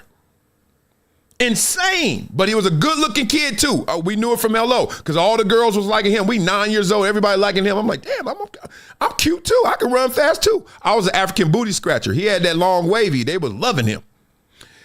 Puberty hit. Puberty hit. He got distracted. Just straight up. The girls got him. He cashed in his chips. Everybody got chips to cash in. He cashed them in. Meanwhile, it was actually better to focus not being the sexy guy, the cutest guy, because you didn't have to be inundated with every girl. So the distractions were fewer. The temptations were fewer. He got caught up in them girls. Then he got caught up in them streets chasing to get the girls back, and then he lost his track. I mean, fast. People who know. Fast. And I'm not talking about Obi Moore, so stop. I'm talking about somebody different, because everybody know I know Obi. This dude was insane. And then, so we gonna see. But I know some 9-year-olds right now. Woo, if it turns out like it's supposed to turn out. I mean, the game don't stop. Evolution, baby. ChatGPT on the court. It's coming. So now, beat up in the comments. Let's talk about, we got to get a little bit more of an angle on, what's her name? Lynn Jones, Pat McAfee, Michael Kay, Matt Barnes going in, Jemele Hill, duck, LaShawn McCoy, duck. Cat's about to go there. We got a lot to still talk about. We going to 7. Let's go. All right, so beat up in the comments. Let me know what y'all talking about. Oh, I'm scared to go in these comments. Oh, we got a super chat. Thank you, Chip Osorio. My dog is back. KG also talked that trash to LeBron in the Eastern Finals, and we all know how that ended. Yeah.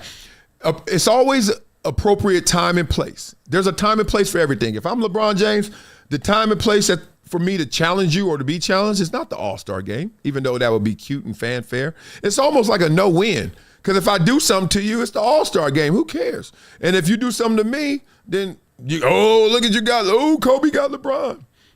Right? If LeBron gets Kobe in that moment, you're not like, oh, you're like, yeah, he's a man child. He's a man. But if Kobe gets him, you're like, ooh. So I think all that calculated. That's why LeBron never did the dunk contest. Y'all made it where it was no win. It was a no win. If he dunks and does the craziest dunk you ever seen, yeah, look at LeBron. He's just a victim of that greatness, like Mike Tomlin was. All right, so let's check out headlines that say things like Michael Kay pushes back on Pat McAfee sports journalist attack. McAfee duck. Not everybody who tries to do their job is evil. It's a little strong, Pat. Ooh. So we're not going to read an article when we can do even better and listen to the man say it himself. Here's the legend, Michael Kay. Let's go. This has become a big talking point today.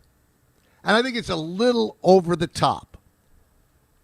And I could see that the way it's trending is that if you're against what happened yesterday, then you're part of the old guard and you're a fuddy-duddy and you don't love sports.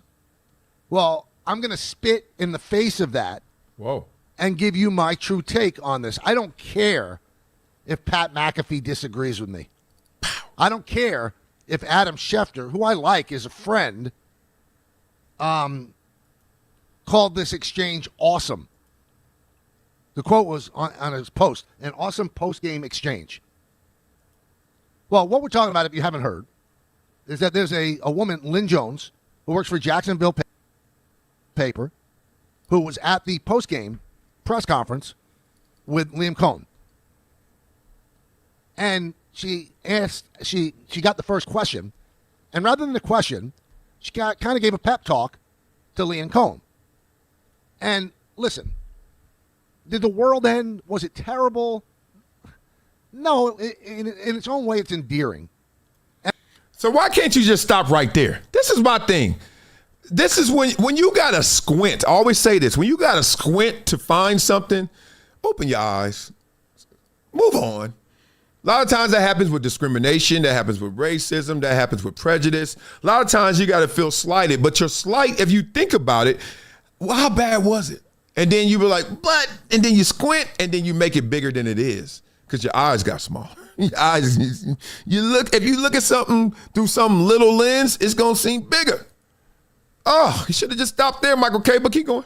And if you want to be that person and you want to give a pep talk to the coach or the manager that just lost a big game, the press conference room is not the place to do it. Why? It's not. Why? It's not the place to do it. Tell me why. Because there are people there that are trying to cover the game. That are actually what?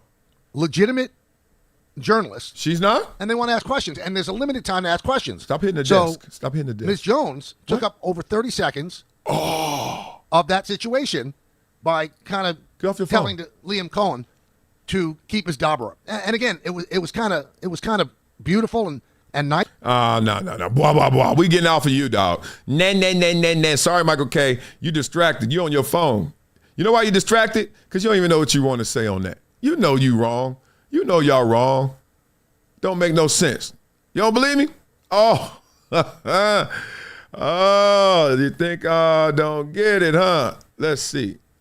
Let's see what Matt Barnes got to say about it. Ooh, hold on, no. Let's not go there. Let's see what Matt Barnes got to say about it.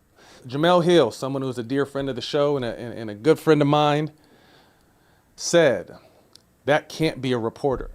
Because if so, I would not have used the term awesome. Jeff Pearlman, someone who I sat down not too long ago with the Tupac book, he said, lovely, yes. Against the media role, yes. Let fans cheer. Jeff, I'm not singling you out because I want to go off on everyone, but I've been looking at you lately since we sat down, and all I'm seeing is just negativity. Every post is literally the worst person in baseball. This guy was the biggest asshole. Have you ever thought about the reciprocated energy they may just be giving you? Maybe they don't like your entitlement and the energy you give. So instead of them being assholes, maybe they're just giving you back the energy you give them. Maybe they just don't like you. It doesn't make them assholes. They just don't like you. So look in the mirror sometimes, because like I said, every time I look at you, you're telling the world who is the biggest assholes and who's this and who's that, instead of owning up to how you act, and maybe that's the energy they just gave you back. Shady McCoy, another friend of the program. Somebody come get their mama. This ain't the Little League where we all get appreciation trophies. And finally, my guy Pat McAfee stepped up and has something to say about all this negative drama, negative energy. Hey. All right. Now, we did McAfee yesterday, blah, blah, blah.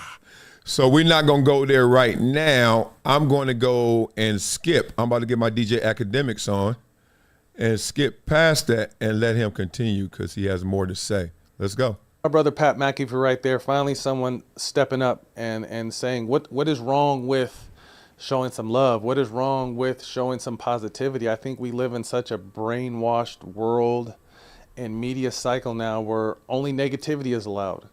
I mean, let's keep it real. This is the team's second best record in franchise history, most wins since 1999. 1999. That was the most wins since 1999. And all of a sudden, a 30-second, almost verbal, let me give you a hug because you were a first-year coach. You guys did a good job. Although you fell short, you still had a very solid season. And I think what bothers me more about this is 9.5. I'm only saying 9.5 out of 10 because Shady definitely did his thing on the field. 9.5 out of 10 of these people who critique or felt this was out of line are people who couldn't fucking chew gum and tie their shoe at the same time. People who doesn't have any athletic background at all, but it's okay to always spout negative bullshit towards people. Not understanding what it takes to be a professional athlete, not understanding what it takes to get 13 wins in the NFL, not understanding what it takes to make the playoffs, but let someone show some love for 30 seconds and it's the end of the world. What up, y'all? This is Matt. Say hi, wife. Say, wow, hi. Look at my wife. My wife, I told you, she's African, but I'm more Nigerian than her. Yeah, I am live. Everybody see you. Well, I gotta go to work. She got to go work for real. Love you. Whoa, was that your back? You okay? All right. Yay. I love her. Bye, beautiful. Oh, what a tender moment. See? Oh, that was bad. 30 seconds of love. How could you, Marcellus? What would you do right now? Oh, my God. Oh, my God. You're supposed to, when you're doing your live, you're supposed to be locked in. That's not the appropriate place to kiss. Shut. I'm glad Matt said that because what really at the core of all this is the program negativity. Preach. The program, the negativity. Now, how are you guys getting programmed in the negativity? Two ways. One, by the actual individuals who have their bias, and their bias comes out in likability. If they like Patrick Mahomes, they're going to talk good about Patrick Mahomes. They don't like Patrick Mahomes, they're going to find bad about him. That's how the game goes, okay? Simple as that. Now, here's the other way. The machinery that is, it's man and machine. The machinery, do you know what the machinery does? It's called an algorithm. You know what the machinery does? It talks in code. It rewards you when you're negative, right? Next thing you know, you're like, damn, I just put this post out, me hanging with my kids in the backyard. I got 7 likes. Then all of a sudden I fell down in the backyard. I got 700 likes.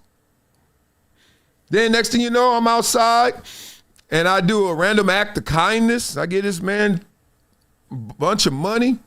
I got 1,000 likes. But then I was leaving this spot. This fool popped off. My boy was filming, and I knocked his ass out. I got 100,000 likes. That's how they get us, y'all. That's how they get us. That algorithm. Just like everybody is changed by the incentives because it shapes your behavior.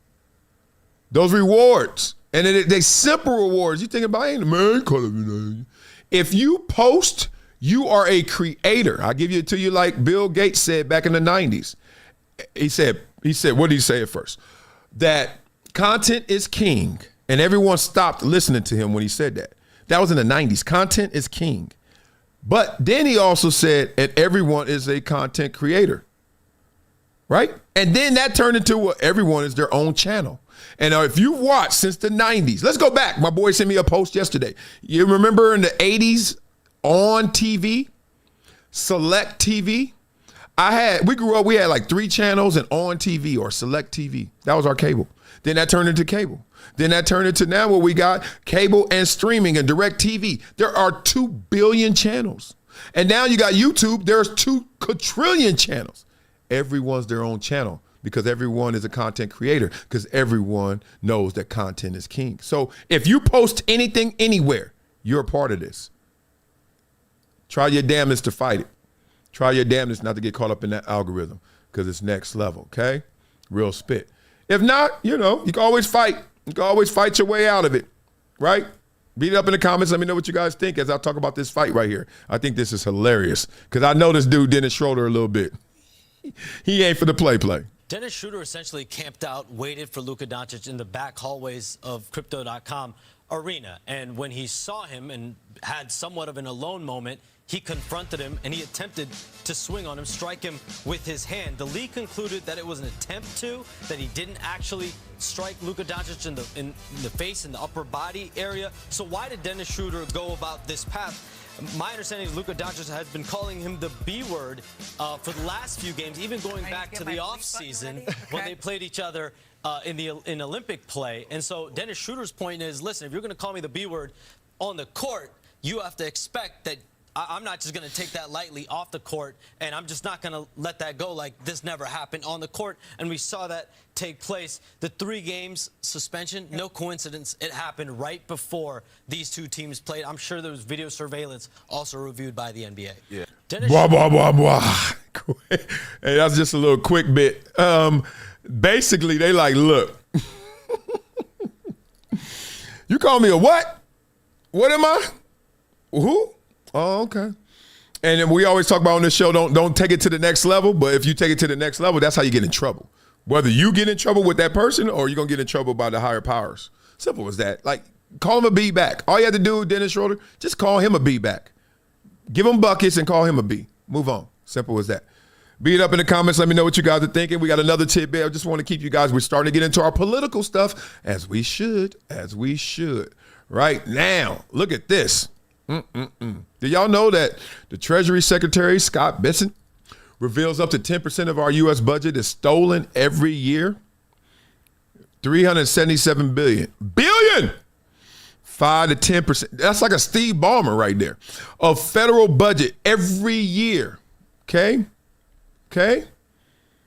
That means, let's take these votes a little more serious. Let's actually look into it and stop just being always zombie to how you were raised, zombie to your political alliance based off of social practices, based off of just how it makes you feel, and really get into the numbers and to the meat of things because cats are out here doing things like this. Elon Musk even says it's much higher, right? That estimate.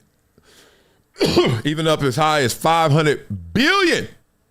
How many billions do we all have right now on this stream? Not a one. And they talking about that. So how does that happen, right?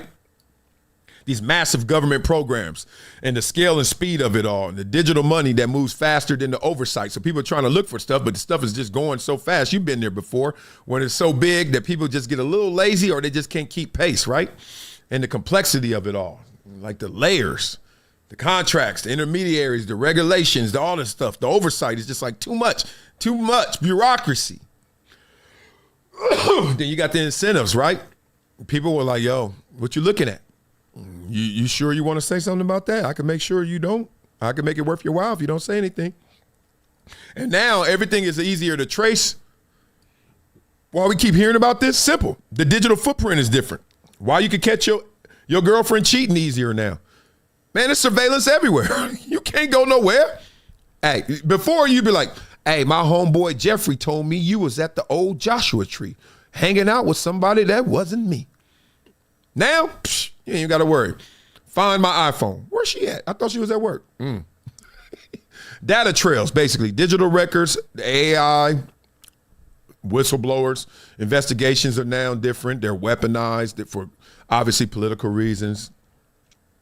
And there's just receipts everywhere. So we finding out more than ever, and I'm glad for that. But boy, get a little more serious about these votes. Please do. And let's now get serious about this show. We're going to talk a little Anton Daniels, Corey Holcomb, who I think is hilarious. And we're going to talk Stephen A. Smith, how they want him out of politics. Don Lemon, websites, everybody go in there. Let's go. Mail due to America to bring it down. I'm not getting into that. You dancing around it. No, and I'm that's not. why I lose respect for you when you start dancing and kissing Caucasian males' ass. But I don't. Don't do that in front of me because I'm not an ass kisser of nobody. Yes, you are. You suck the dick of black people right now. You doing the easy shit. What you do, let me tell you what you do. No, Ain't nobody let me tell you something, homie. Ain't nobody gonna tell you. I don't ain't nobody suck gonna dick. tell you. I don't you do. suck Yeah, dick. you do. So fix You doing that. it right now. I don't suck dick, homie. You doing it right now. Homie, believe me when I tell you. Okay, respect. I got to be the referee, even though I know actually both of those guys, real spit. Darlene as well, shout out to the OG. Love the show, Corey Holcomb, but at the same time, you did say he kissed ass, and did he say suck dick? I know they're not the same, but they are. I ain't even going to ask y'all in the comments which one, but this ain't it. Damn. Yeah. I don't do that. I tell you. I don't do that. Listen. So don't come at me with no dick sucking shit. I'm gonna give you the same energy you give me. Let's switch seats. Switch seats. I'm with it. Homie, I don't do no dick sucking shit. I'm a motherfucking man. I don't do no dick sucking shit, homie. I don't give a fuck about none of Well, this I shit. tell you what, watch that dick sucking shit, because that's so bad. Call it what you want. I don't do no dick sucking, You homie. say a lot of shit that I don't fuck with either. You Okay, but that gay shit, oh, you I don't give a fuck about what you talking Hey, about. homie, I tell you what. I'm right here. Don't put You no switching dick seats sucking don't mean shit. to me. Don't put no I'm dick from sucking Detroit, shit nigga. on me, nigga. I'm from Detroit Say right I now. suck a dick again. I'm right here, right now. All right, that's what I'm saying. Oh, thank goodness, Anton, you didn't go there, and thank goodness. That was a moment of truth, right? I always talk about the moment of truth on kickoff. When you run it down, you see that wedge coming, and then you go, right here. Right here is all your preparation, all your drive, your ego, how you built, your positioning, inside hands, low man wins, all that. All that got you here. All that got him there. But this moment right here is not about skill. It's about will. Will you go there? So glad he didn't. Goodness. I'm gonna respect you. Dance around it. Dance around it. No. I don't do no dick sucking shit. I'm gonna respect you because it's your platform, and I flew out here to have a conversation. We good. But you're We not good. bossing up on me. We good. I did already. I don't do dick We can sucking put the shit. microphone right now and go on back. I don't give a fuck about this shit. Homie, you just running your mouth. I'm not running my mouth. You running your mouth. I don't do You no doing dick this shit for sucking the shit. internet. You doing it for the internet. Now, if you want to say your time, no, hold on. If you want I'll to say show you I ain't doing it for the internet. If you want to say Anton, listen, don't disrespect me like that. If you want to say Anton, don't disrespect me like that, I'll respect you. But don't boss up on me because you said a lot of shit to me today that I don't fuck with either. But I let that shit ride because you don't know me. You don't know me. So I'm going to extend the same respect to you. You called me out of my name. You said some wild shit, especially with regard to how would it call this nigga out his name? Nigga, I'm telling you that you did. You can't tell me how I get respected. I got a question for bro. Okay. No. Yeah. Now, if you guys don't know really the context of this, basically, Anton Daniels, obviously big time on YouTube, doing amazing things, got a little cottage industry over there going, as well as Corey Holcomb. As Corey Holcomb is not mainstream, but he's found his groove on the internet and may be the most repurposed comedian or repurposed creator on YouTube. I mean, every other video is somebody talking about him or Charleston White in that space. So they are different in terms of ideology, obviously, as you can see. They're different in terms of how they get down on things. Now, what groups them together is obviously two black males and talented black males. What separates them is a lot of their viewpoints, ideology, and politics, right? I would say Corey is more left-centric, and then I would say that Anton's more right-centric. And because we have this whole cultural war and that cultural pressure we keep talking about, where one is more black or not black because of that, we get into this. So Stephen A. Smith is going to be up next because he's facing that same pressure in a whole different way. Let's go. Yo, hold on 1 second. Hold on, we just getting loud. I ain't gonna get loud. Then don't switch seats. No, No. This is my show. That's cool, but I take that shit as a threat. Okay, well, it is a threat if you calling me dick sucking. I don't dick suck, my nigga. Man, fuck what you talking about. I don't dick suck. If you want to get back to the conversation, because you ain't gonna do shit. Because you're not gonna do shit. Come at me with that dick sucking shit again, nigga. You're not gonna come at me with. Say I suck dick again, nigga. We can go out back right now. Fuck I am. We can go out back right now. I'm with it. I bet you won't say that shit. We can go out back right now. I got money for all this. Whatever. I got money too. Don't nobody give a fuck about that shit. Hey, no, it's just not respect. I ain't falling for that. I ain't falling. Darlene, get out the way. Don't get in the way of two niggas. Let me tell you something, homie. I ain't got to go out back right now because we got to go out back to lead this motherfucker. But I'm saying that dick sucking shit, watch that. That's all I'm saying. And if I don't say it how you like it, if you want to get back to the conversation, we can get back to the conversation. But just know, I'm not listening to none of that shit, bro. Here, nigga. I'm not listening to none of that shit. If you want to get back to the conversation, long as you we can know. get back to the conversation. Long as you know, bro. You not. Because that ain't. You not that tough. Blah blah blah. Two people that I actually like, got respect for how they get down. But in that moment right there, you saw two different levels of engagement and enlightenment. That wasn't Corey's best moment, right? And I love Corey Holcomb, but that wasn't your best moment. Anton was like, look, you already called me out. I called you back out. I'll just return fire. We good. Now you want to escalate it, and then you want to give me the ultimatum. If I say these choice words, then it's on. He's like, I'm not taking that bait. Now, if you really want to just skip that bait step and go to where it's going to lead to, I'm right here. Let's go. That's not Anton's best moment either. Why? You are there to drop jewels. He's there to drop jewels. Don't drop the bag and the jewels. Go out back and then it gets real. For what? And then those words of respect and disrespect. You know how many people in the grave? How many people in the pen because of the respect card that got played? I have uncles. I had 3 uncles. Oh, man, you're going to make me cry. I almost thought about, let me stop, slow down.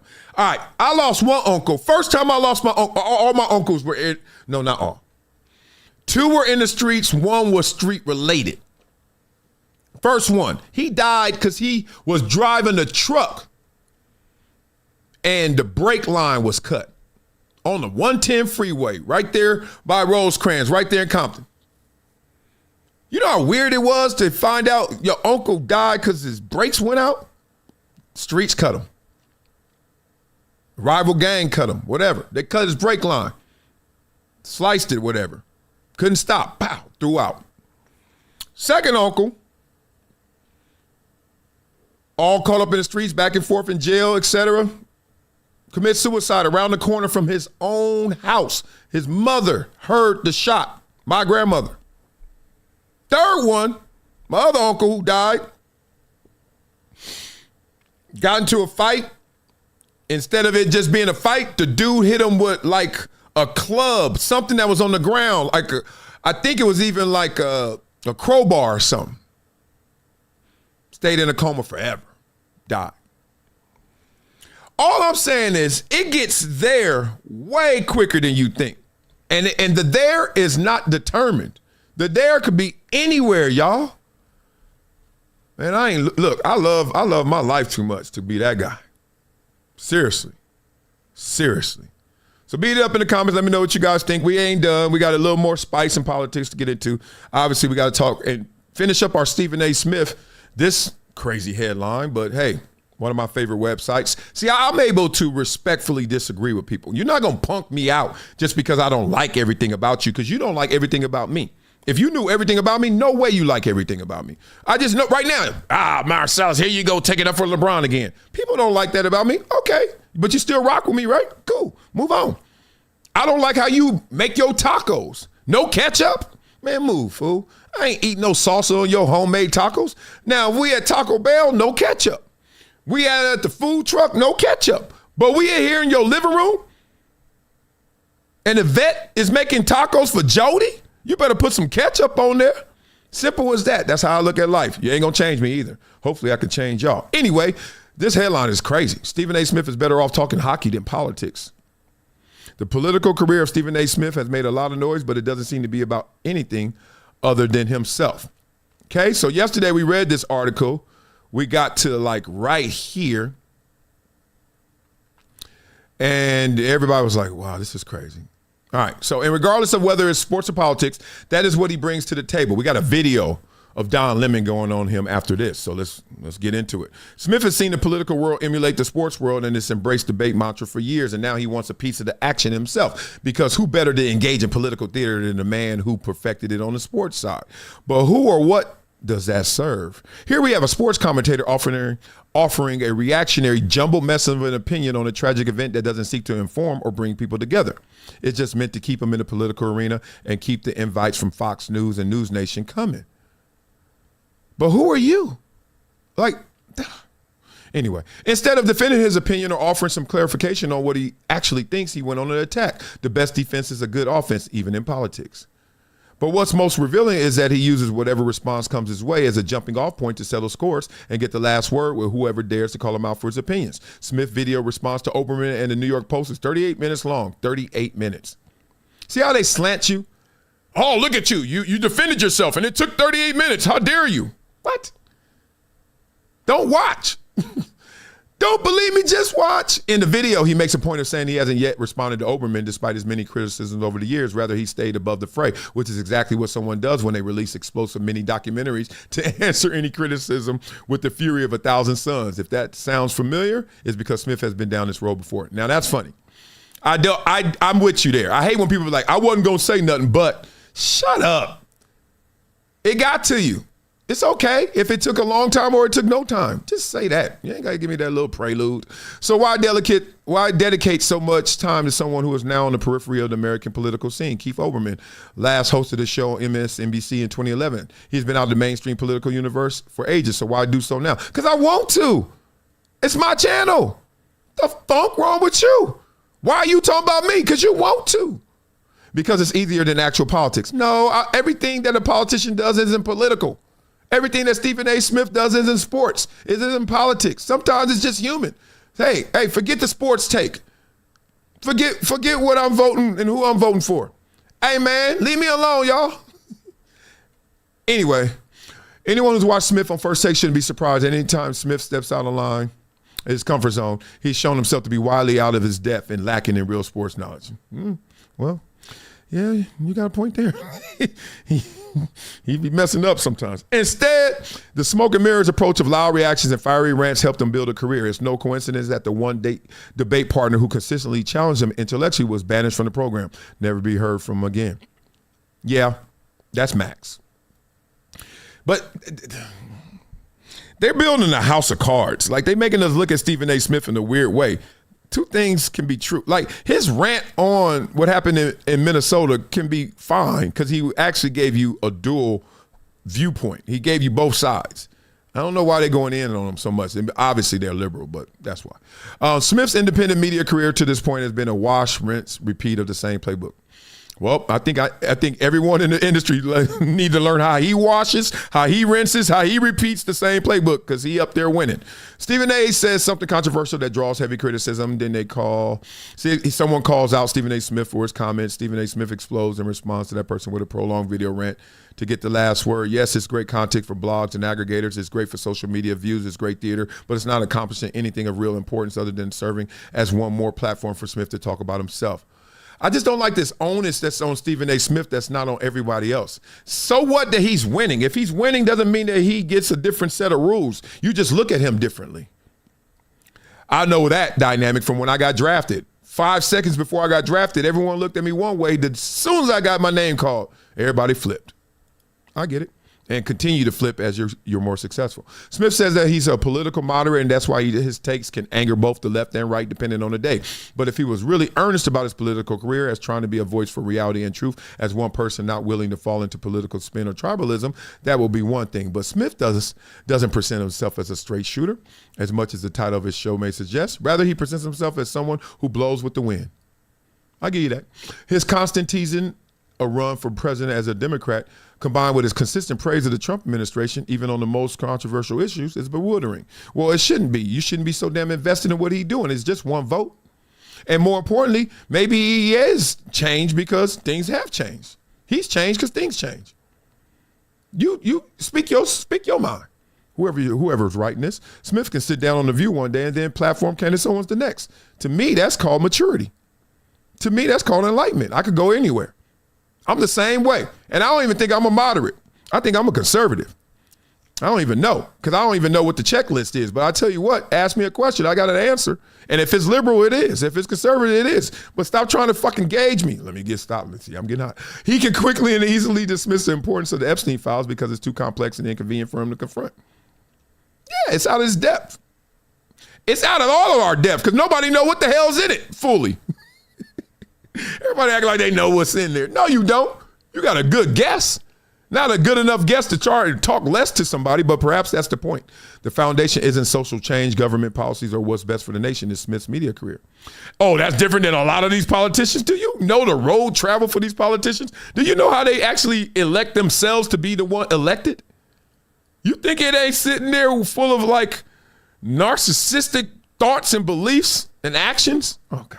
For anyone who thought that Stephen A. Smith would bring anything relevant or dynamic to the political arena, reality has surely set in. Well, you shouldn't have thought that. This is not a man who is serious about politics. This is not a man who is going to run for president. He's not going to rally any causes. He's not going to put forth any policy ideas. He's just going to serve his own ego and self-importance. Well, stop paying attention to him. Stop saying how the album sucks and stop listening to it.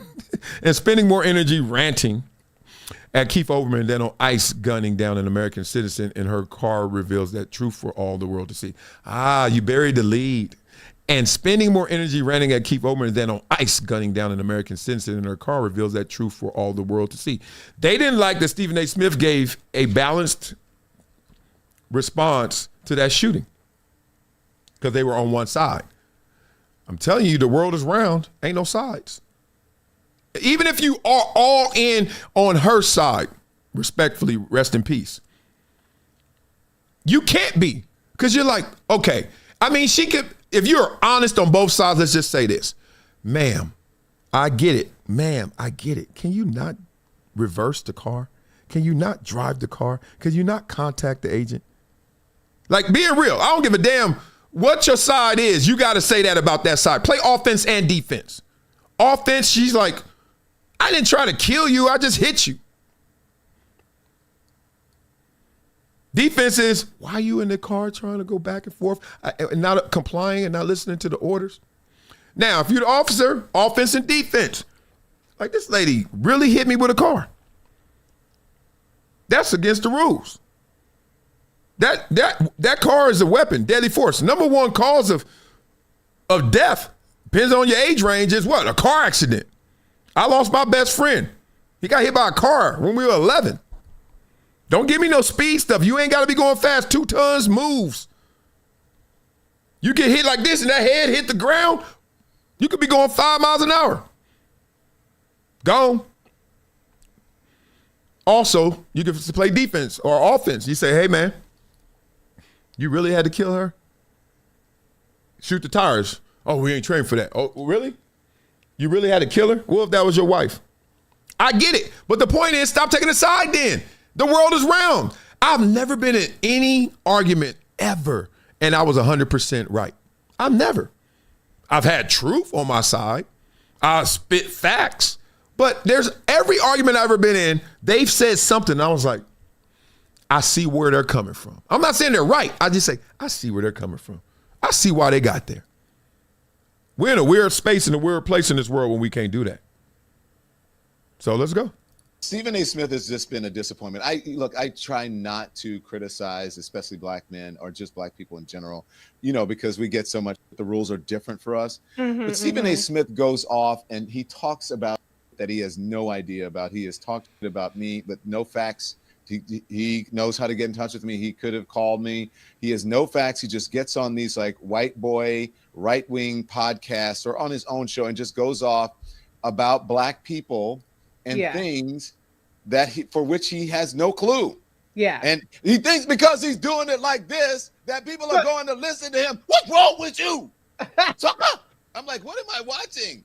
Is this Fred Sanford and Son? You old fish-eyed fool. I'm like, what is he doing? On his independent show, Don All right, let's get out of that. I just want you to know,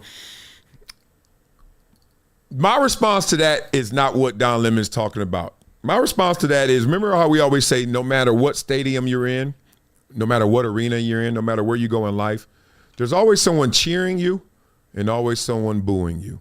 Remember that. Okay? And what's different, the cultural pressure to be exact about Stephen A. Smith in this situation is this, which is sad. Because you're black, there's a certain way you're supposed to act. And I witnessed it. I see it. I've had to deal with that headwind. I'm just big and strong and mentally strong enough and was raised by people who said, funk that, do what you want to do. Because I don't play those type of games. My grandmother said, play poo-poo, get foo-fooed. Or I'm going to say it like she said, play pussy, get fucked. Okay? So when someone comes at me want to play games, you notice I don't play games. I talk about stuff. I talk about things. And then I talk to the person about the thing they did. I don't have hate for people. I can't. Because I hated when people were hating me for not even knowing me. Just by the outline, people were hating me and judging me and grading me. I was like, what? Are you kidding me? I'm corny. I like being corny. I don't care. Oh, you corny. And I still take your girl. Oh, you corny. And I'm still the MVP and you on my team, sorry ass. Oh, you corny. And I got a 4.0, dummy. I'm the champion. I'm the valedictorian. I'm the national typewriter champion. Oh, you a nerd. And I'll smart your ass and take your... My point is, look, it's okay. Be who you are, but you ain't got to try and compete against me or worse, try to tear me down. So I live in a space of like this social cultural freedom. I'm going to do what the funk I want to do. If black people don't like it, oh well. If white people don't like it, oh well. Not this, oh, what they going to like before I actually tell. I go, oh well. I count those with me, not against me. If you ain't with me, that's fine. You'll be with me later. If not, enjoy the world. Enjoy the world. But people want to really come up to you with some craziness and don't understand that, okay, crazy can meet crazy sometimes. You better be careful when it does. Sometimes it don't look like you think. Sometimes it look like this.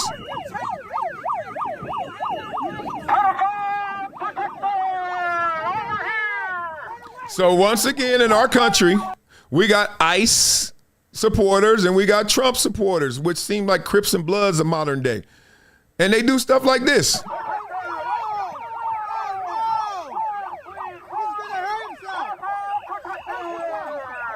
Okay, let me be real about it. I'm not the type to protest. You know me. I'd rather have some different actions. Everybody gets up the hill a different way. I'm not sitting out there in that cold with a flag and with a siren thinking I'm moving the world. I'm not. But you think you are. Do you. But if you're going to do you, don't try and do me. But you want to go here? Let's go.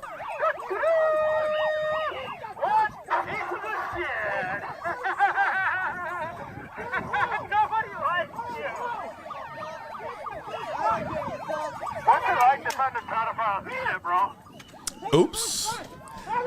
Oops. Oops. Oops. Oops. Oops. I know his power bar. I know his power bar getting low. I know. What game was that? Contra or something? Your power bar start getting... Oh. He's smart, though. He got that fence to his back. If I were you, I'd go close. Not that close. No, that's ice over there. Oh, he slept him again? Guys. He slept him twice. I'm not showing that for the fight. I'm just showing you that every trampoline don't bounce the same, okay? So watch where you're stepping. and watch who you step into. What a fiery show today. We're going to keep this going. We're going to get social issues, political issues, sports media issues. We're going to talk it all. And then we're going to always end on something lighthearted like this. Tell me how old you are right now. Beat it up in the comments. I know I am 51 years young, but my favorite game ever, and I don't want to lie to you. I mean, there's obviously a top tier of Miss Pac-Man. I want everyone to put their favorite video game ever in the comments. Beat it up. I love Miss Pac-Man. I love Dig Dug. I love Excite Bike. Yeah, those are Paperboy. Those are my games. But ain't nothing better than this one. Oh my God. I still have one of these in my drawer next to my bed. You turn it on, it go. If you this old, you know this game right here. Look at the stadium. Look at them bleacher ass Rose Bowl seats. And these are the men. All these little red dots, you go, and then all you try to get the right, I hit, you got to go reset again. Look at the line of scrimmage. You try to run this, and you literally will run this, and you think you scored a touchdown. Oh, no. That's only 20 yards. You got to go back again. Y'all remember this game? You got to go back again. He's crazy. Oh, man. Oh, got to end with a smile. Levity. Laugh at it all, man. It ain't going to be here forever because you won't be. Love for you guys. Have an amazing day. Peace. It's been a decade plus that I knew that this day was going to come. Oh, this is not hyperbole.